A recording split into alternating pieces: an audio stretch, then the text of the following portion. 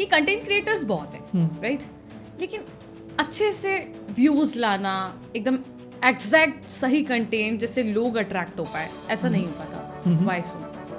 देखिए, हमें समझना पड़ेगा कि हर दौर में एडवर्टाइजमेंट या फिर एंटरटेनमेंट का तरीका अलग होता है। तो द थिंग इज कि बहुत से लोग नहीं जानते, यूट्यूब पे कंटेंट पोस्ट कर देते हैं, लगता है कि यूट्यूब से ही पैसा कमा सकते हैं। तो क्या इंस्टाग्राम से भी कमा सकते हैं?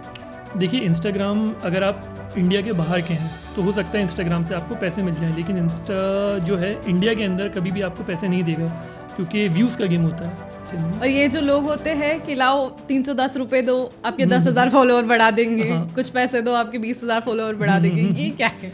देखिए, अगर टेक्निकलिटी वाली टर्म्स के अंदर जाऊँ ना, तो ये तो फर्जीवाड़ा है, प्लस ये कभी भी नहीं करवाना चाहिए। वेल, कितने ऐसे लोग अभी मार्केट में हैं जिनको खुद तो कुछ नहीं पता है, लेकिन अभी भी कंटेंट क्रिएटर और ट्रेडिंग और लाइक प्रमोशन कर रहे हैं, क्योंकि ऑनलाइन वीडियो अपलोड करना फ्री है। और इंस्टाग्राम पे रीच बढ़ाना चाहते हैं, लेकिन somehow they are not creating that. ठीक है, कहीं ना कहीं कुछ ना कुछ मिस्टेक कर रहे हैं। उनके लिए क्या सजेस्ट करोगे, क्या कहोगे?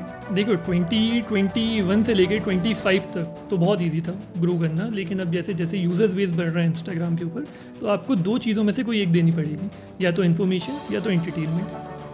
तो सक्सेस वेल, आजकल इंस्टाग्राम पे ना अच्छे कंटेंट के साथ साथ लास्ट वाले कंटेंट भी जो है वो भी बहुत चल रहे हैं, like something else beyond the limits and all everything. तो कभी कभी छोटे बच्चे भी कंटेंट देखते रहे, जो इंस्टाग्राम की रील है उसको स्क्रॉल कर लेते हैं। तो क्या चीज़ कहेंगे आप इसको? देखिए, सबसे पहले तो जितने भी एडल्ट ये चीज़ देख रहे हैं, मैं आपके माध्यम से उनको ये बात बता देना चाहता हूँ, 13 तक तो कोशिश करो कि कोई भी डिजिटल चीज़ उनके हाथ में ना आए। हेलो, नमस्ते, आदाब, सत श्री अकाल, केम छो, केरो हाल, जय श्री कृष्णा, जय जिनेंद्र। आपका स्वागत है सोचकास्ट पॉडकास्ट में, और मैं हूं आपके साथ चैताली पाटिल।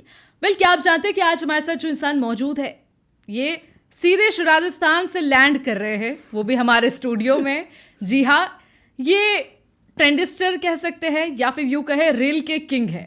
जी हाँ, इनकी आवाज़ में भी काफ़ी दम है। हमारे साथ मौजूद है राजस्थान के शिराज खान। आपका स्वागत है सोचकास्ट में। बहुत बहुत शुक्रिया मिसेस चैताली। सबसे पहले तो बहुत ही प्यारा इंट्रोडक्शन दिया आपने, and I would like to thank Sochcast कि आपने मुझे यहाँ पर इनवाइट करा। फ्रॉम द पास्ट 2 वीक्स मैं आप लोगों का कंटेंट देख रहा हूँ, मुझे काफ़ी ज़्यादा इंटरेस्टिंग और बहुत ज़्यादा यूनिक रील्स आप लोग क्रिएट कर रहे हैं, तो congratulate for that and let's start. चलिए, सबसे पहला सवाल, जैसे मैंने कहा कि रील के किंग जी, तो आखिर क्या आपको याद है आपने पहली रील कौन सी बनाई होगी? देखिए, रील तो अभी अभी आया है, 1-1.5 साल पहले ही, जब टिकटॉक बैन हुआ था, जब चाइना के साथ हमारे थोड़े जियोपॉलिटिकल रिलेशनशिप ख़राब हुए थे। लेकिन इससे पहले वीडियो अगर मुझे पहली याद करनी हो तो शायद 2013 में मैंने अपना पहला कंटेंट शूट करा था। वो घर के अंदर ही मल्टी कैमरा सेटअप कर के, तो ये सब तो नहीं किया था, लेकिन एक नॉर्मल कहीं कैमरा टिका दिया और उसमें कुछ कंटेंट क्रिएट करा। हाँ, वो रखा होगा मेरे पास अभी कहीं ना कहीं, लेकिन जब फुल फ्लैश्ड अगर मैं कहूँ कि इसको सीरियसली, मैंने 2015 से लेना स्टार्ट करा था, यूट्यूब के ऊपर अपलोड करा, एंड देन जब इंस्टाग्राम आया, देन इंस्टाग्राम के ऊपर कंटेंट अपलोड करना स्टार्ट कर दिया। What was that one point Siraj ने कंटेंट क्रिएटर चुना, कंटेंट क्रिएटिंग में शिराज गए? देखिए, बहुत पहले मुझे याद है 2010 जब घर पे डिस्क वाला जब माहौल स्टार्ट हुआ था, तो स्क्रॉल करते करते करते करते अचानक से एक चैनल आता था, पहले HBO। मैं HBO के ऊपर चला गया और वहाँ पर एक अलग ही दुनिया दिखी, धूम तना ना हट के। तो वहाँ पर कभी वन डायरेक्शन के सॉन्ग्स हो रहे हैं, वहाँ पर कभी गैब्रियल इग्लेसियस करके एक कॉमिक है जिनको फ्लफ़ी के नाम से जाना जाता है, उनका कॉमेडी सेंट्रल के ऊपर कॉमेडी शोज़ आ रहे हैं। तो ये जब देखा तो लगा ये कम्प्लीटली अलग दुनिया है। फिर वहाँ से यूट्यूब की दुनिया में आए, फिर जब यूट्यूब में आप आते हो तो यूट्यूब आपको दूसरी चीज़ें भी दिखाता है, तो फिर इंडियन कॉमिक्स की तरफ आए। तो यही देख देख के कहीं ना कहीं से कंटेंट निकालना या वाइन्स क्रिएट करना, 9 सेकंड की वीडियोस को वाइन्स कहते हैं बाय द वे, तो वो क्रिएट करने के ऊपर आ गए, और धीरे धीरे तो फिर स्टैग्नेंट ग्रोथ हो ही जाती है कुछ ना कुछ। वो तो है।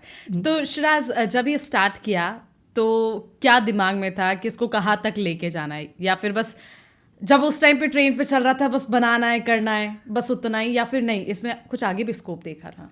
देखिए, जब स्टार्ट करा तब तो मतलब ये कुछ ट्रेंड था ही नहीं, वो तो बस किसी दोस्त का मजाक उड़ाने के लिए कभी कुछ बना दिया, कभी एक सिनेरियो हो गया घर के अंदर तो उसको रिक्रिएट करने के लिए कुछ कंटेंट बना दिया, तो उससे कैमरा फेसिंग शाइनेस जो थी वो चली गई।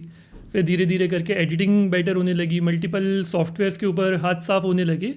फिर ऐसे ही एक बार कहीं किसी ब्रांड का शूट आ गया तो फिर वो शूट कर दिया, और फिर वो चाल चलती गई। चलिए, एक थोड़ा सा रैपिड फायर वाला खेल लेते हैं। बिल्कुल बिल्कुल। शिराज का फेवरेट कलर? ब्लैक।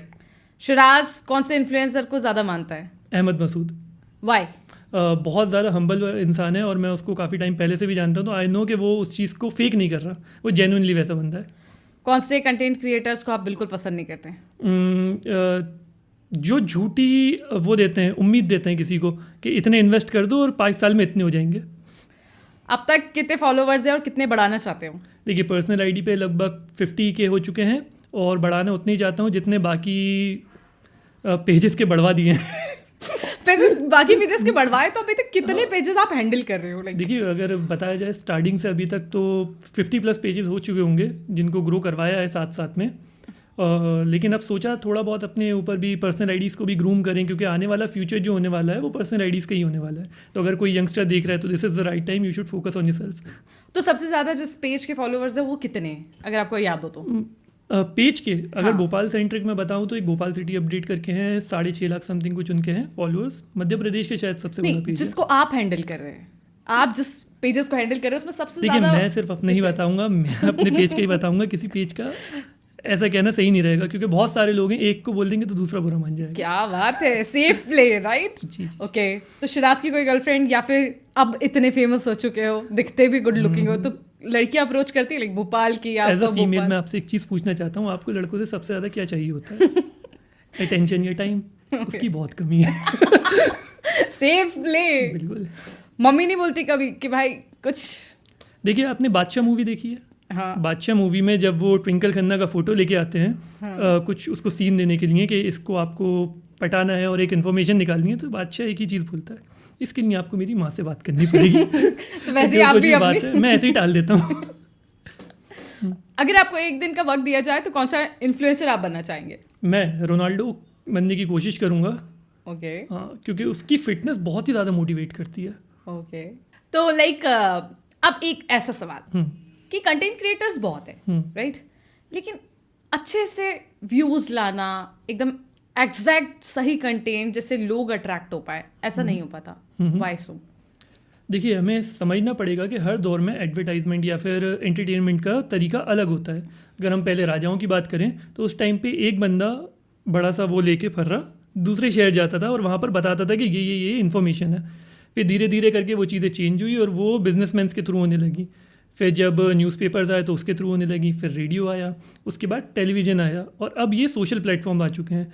तो ओवर द टाइम चीज़ें अडेप्ट करनी पड़ती हैं। अगर आपको लगा कि जैसे यूट्यूब पे मार्केटिंग होती है वैसे इंस्टाग्राम पे होगी, या फिर जैसा यूट्यूब पे कंटेंट होता है वैसे स्नैपचैट, ट्विटर या फिर बाकी जगहों पे कंटेंट होगा, तो हो सकता है आप सस्टेन ना कर पाओ। हर एक तबका अलग तरीके से वर्क करता है, सबका एल्गोरिदम अलग होता है, तो उसी के हिसाब से आपको अडेप्ट करना होता है। तो द थिंग इज कि बहुत से लोग नहीं जानते, यूट्यूब पे कंटेंट पोस्ट कर देते हैं, लगता है कि यूट्यूब से ही पैसा कमा सकते हैं, तो क्या इंस्टाग्राम से भी कमा सकते हैं?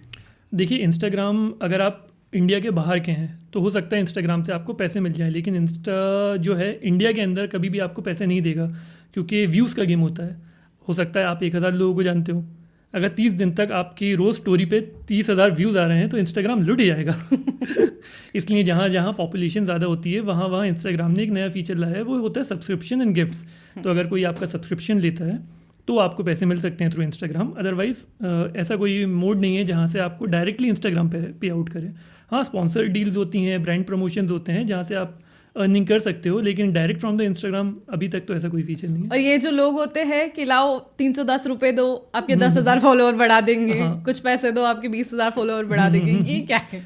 देखिए, अगर टेक्निकलिटी वाली टर्म्स के अंदर जाऊँ ना तो ये तो फर्जीवाड़ा है, प्लस ये कभी भी नहीं करवाना चाहिए। एग्जाम्पल के तौर पे मैं आपको बताता हूँ, अगर आपके 10,000 ऑर्गेनिक फॉलोअर्स हैं एंड आपने सोचा कोई ब्रांड डील आ रही है, चलो 50 करवा लेती हूँ, आपने 40,000 बढ़वा दिए, अब आपके 40,000 में ऑर्गेनिक कितने हैं? 10,000। तो जो आपका 100% का पहले रेशियो बैठ रहा था अब वो हो गया 20%।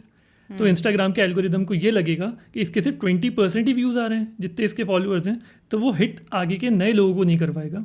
तो जो आप एक्सप्लोर पेज पे आने वाले थे अब वो कट गया, सिर्फ 310 रुपये की वजह से। ओके, और ये जो अलग अलग तरीके से हम देखते हैं ऐप आते हैं, लाइक ऐसी प्रमोशन चल रहा होता है कि लाइक सीको ऐप है, इससे आइए सीखिए, रीच बढ़ेगी आपके इंस्टाग्राम की।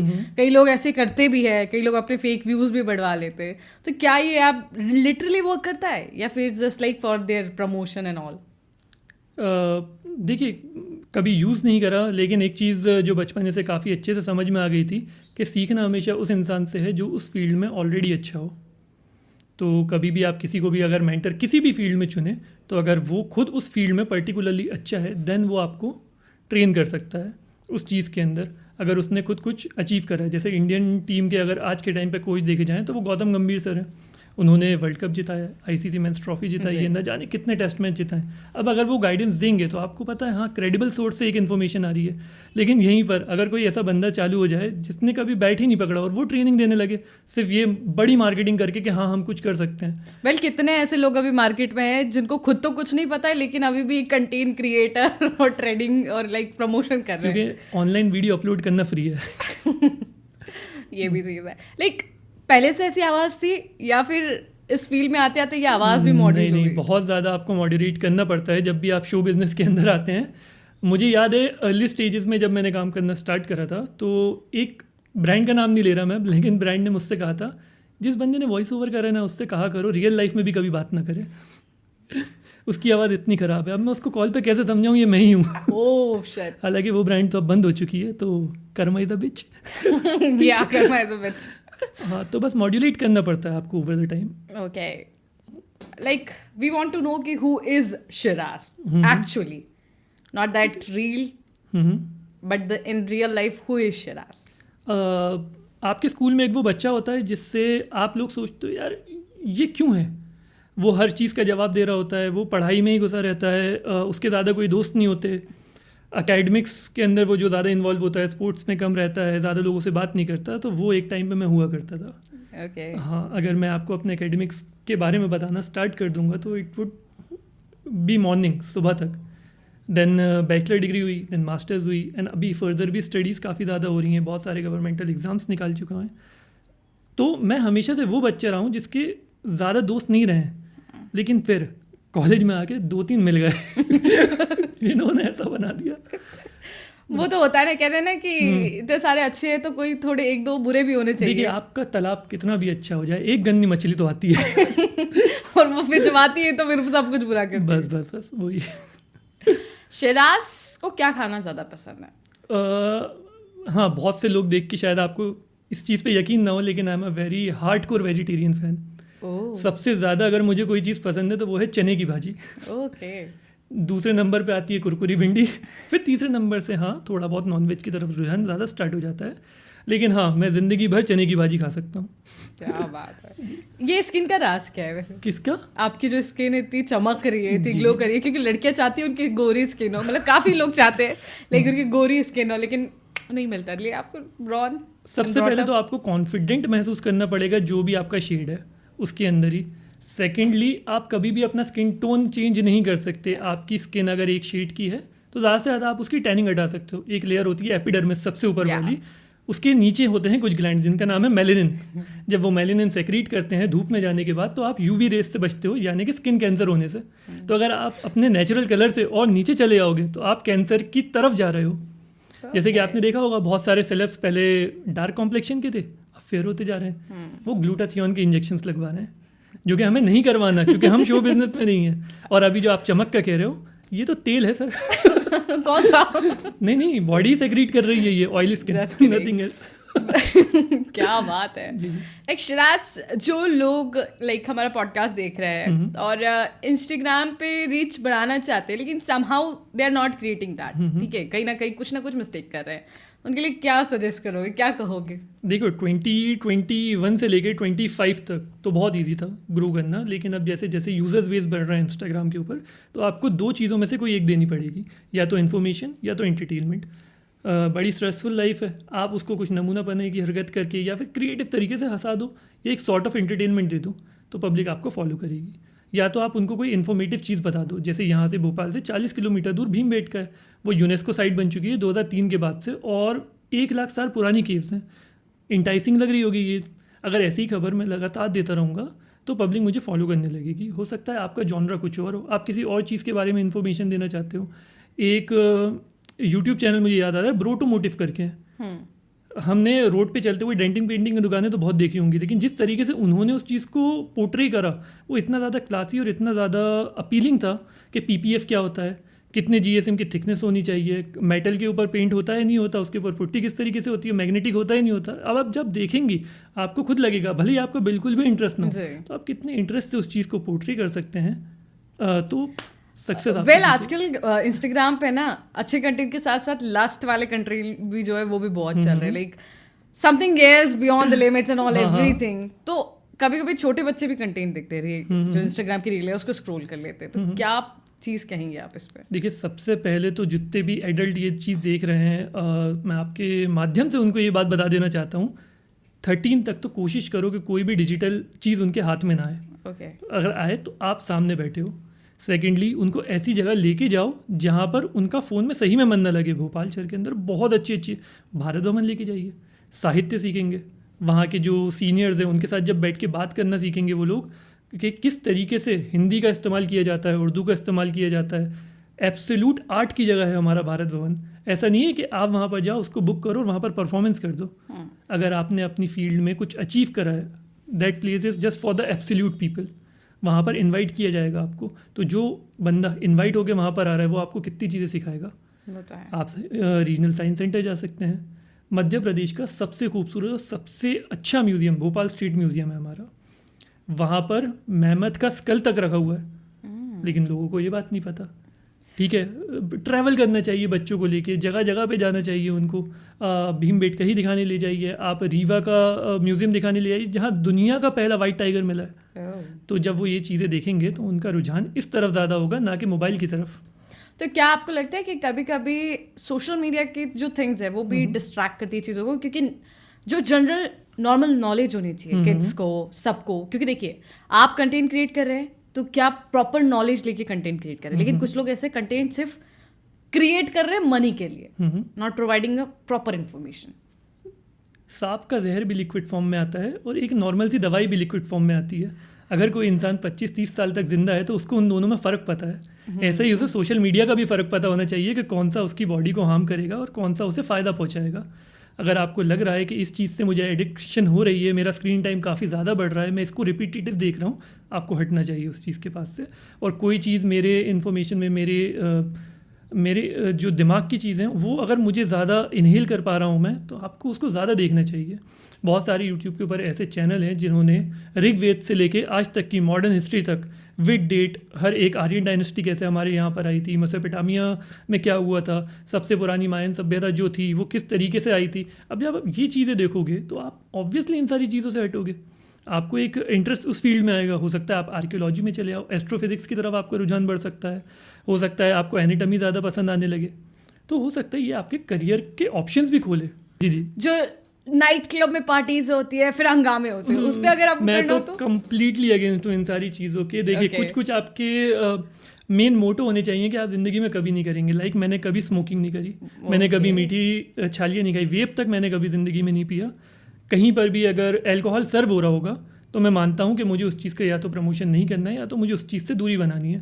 मैं नहीं चाहता मेरे माध्यम से कोई वहाँ पर पहुँचे। You only want the positive content. हाँ, मैं अगर आज अपने इंस्टाग्राम के जो मेरे फिगर्स हैं, अगर उसके हिसाब से बैटिंग ऐप्स या फिर जो गेमिंग ऐप्स आए थे बीच में वो, या फिर जो थोड़ी गैम्बलिंग वाली चीज़ें अगर उन्हें प्रमोट करने लगूँ, हो सकता है मुझे सिर्फ महीने में 2 या 3 दिन काम करना पड़े।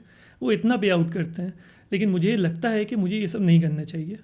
ओके, तो ज़्यादातर रीच किसको मिलती है? लड़कियों को मिलती है रील्स पे या लड़कों को मिलती है? रीच हमेशा क्रिएटर्स के मामले में रीच हमेशा लड़कियों को मिलेगी, क्योंकि टेस्टोस्टेरोन जो है वो ईस्ट्रोजन से बहुत ज़्यादा डोमिनेटिंग हार्मोन है और आदमी भरे भरे घूम रहे हैं। तो लाइक गर्ल्स की रीच ज़्यादा है। हाँ, तो कंटेंट किसका अच्छा होता है, गर्ल्स या बॉयज?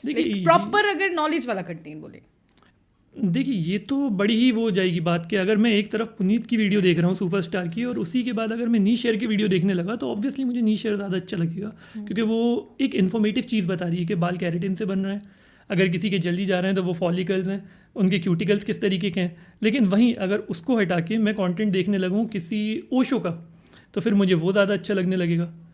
अगर मैं एंशिएंट एलियंस का कोई नेट जियो का डॉक्यूमेंट देखने लगूँ तो फिर मुझे वो ज़्यादा अच्छा लगेगा। तो मुझे नहीं लगता कि जेंडर बेसिस पे इनको सेपरेट करना चाहिए। नीश सेगमेंट पे इनको सेपरेट करें तो ज़्यादा अच्छा है। क्या कहोगे एट द एंड, लाइक हमारे दर्शकों को, कि इंस्टाग्राम पे किस तरीके से कंटेंट बनाए, क्या करे और फेक फॉलोवर्स की तरफ ना जाए? देखिए, मुझे हो चुके हैं इस फील्ड में ऑलमोस्ट अ डेकेड, और मुझे लोग पहचान रहे हैं फ्रॉम द लास्ट 1.5 ईयर्स। उसके पहले के 8.5 साल जो मैं काम कर रहा था, उससे मुझे ज़्यादा लोग नहीं पहचान रहे थे, छोटा सा ही एक तबका था। तो हमें हमेशा एक मेजॉरिटी सेगमेंट को पकड़ के चलना चाहिए। प्लस आई वॉज डूइंग कि मैं भोपाल को उसी नज़रिए से दिखाना चाह रहा था जिस तरीके से हमेशा हमें दिखाया गया है। अगर मैं शोले की बात करूं तो जगदीप सिंह जी ने हमें दिखाया था कि हमारा नाम सूरमा भोपाली ऐसे ही नहीं है। अगर मैं छोटे मियाँ बड़े मियाँ करके एक मूवी आई थी, उसमें कौशिक साहब थे, उन्होंने इस तरीके से दिखाया था कि भैया ये तो मेरी जूंगा है। तो मुझे नहीं लगता आप में से कितने भी इतने सारे लोग बैठे हुए हैं, किसी ने इस तरीके से लोगों को बात करते हुए सुना होगा। अमूमन इसी तरीके से बात होती है, आरिया जारिया बहुत कम, एक छोटा सा तबका है। तो जब मैंने उस बड़े वाले मार्जिन को पकड़ के चलना स्टार्ट करा, जो अच्छे से बात करते हैं, जिनके लक़ब में उस तरीके का डायलेक्ट नहीं आता, तो लोगों को लगने लगा हाँ ये कुछ यूनिक काम कर रहा है। हालांकि यूनिक कभी भी कुछ नहीं होता। आप दुनिया में जो कुछ भी कर रहे हो वो आपसे पहले कोई बहुत ही बेहतर कर चुका है। आप बस उस चीज़ को रिपीट कर रहे हो। हमेशा जो चीज़ इस दुनिया में हो रही है वो हो चुकी है, तो आप कुछ यूनिक नहीं हो, और इस चीज़ को अपने सर पे मत चढ़ने दीजिए। तो जब आप कुछ अलग काम करेंगे जो आपको लग रहा है अलग है, तो लोग आपको पसंद करेंगे। पहले आपने अभी एक आरिया जारिया भोपाल वाली लैंग्वेज बोली, तो क्या आपको भोपाल वाली लैंग्वेज में बात करनी आती है कभी, कोई वर्ड्स ऐसे कुछ? वो होता तो है, क्योंकि देखिए एक भोपाल के बहुत ही अच्छे राइटर निकले थे, रूमी जाफरी साहब। उनकी एक किताब थी भोपाली टप्पे, वो मेरे दिल में बसी हुई है। मैंने उसको इतना पढ़ा है। जैसे उनका एक बहुत ही अच्छा किस्सा है जहाँ वो बताते हैं कि अभी नीरज चोपड़ा ने गोल्ड जीता, तो बताते हैं कि हाँ ये तो कुछ भी नहीं है, दादा अब्बा फेंका करते थे हमारे भाला। अहमदाबाद पैलेस से जब हमारे दादा अब्बा ने भाला फेंका तो इंदौर के 3 मीटर पीछे गिरा। तो वेल ये फेंका फेंकाई हो रही है। लेकिन सामने वाला कहता है कि यार जब फेंक ही रहे थे तो इंदौर तक ही पहुंचा दे। तो कहता है दादा अब्बा हमारे अल्लाह वाले इंसान थे कि 3 मीटर के नहीं झूठ बोल दें।